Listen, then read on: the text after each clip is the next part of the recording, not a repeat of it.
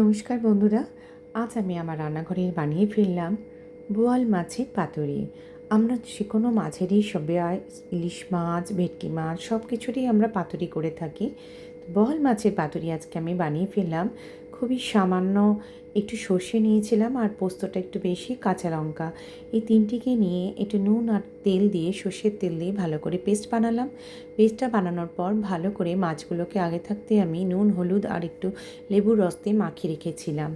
লেবুর রসটা দিয়ে মাখিয়ে রাখলে বন্ধুরা মাছের যে আঁশটানি গন্ধটা একটা চলে যায়।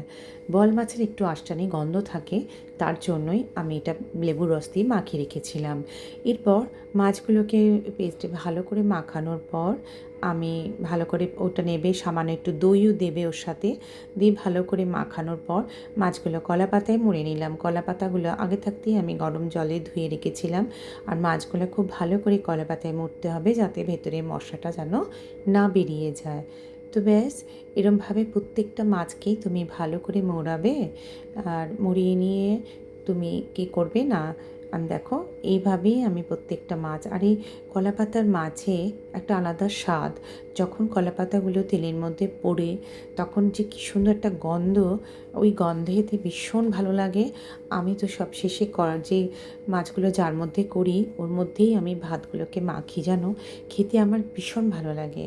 তো দেখো আমি দিয়েছিলাম প্যানের মধ্যে দিলাম তেল, তেলের মধ্যে দিয়ে দিলাম আমার এই কলা পাতায় মোড়া মাছগুলো। দেখো কী সুন্দর হয়েছে। রেডি আমার আজকে বোয়াল মাছের পাতুরি।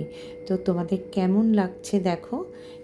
এই মাছটা খেতে গরম ভাতের সাথে এক অসাধারণ স্বাদ হয়, জানো খেতে খুব ভালো লাগে। একটু সর্ষের তেল আমি লাস্টে যখন পরিবেশন করি তখন ওপর থেকে দিয়ে দিই।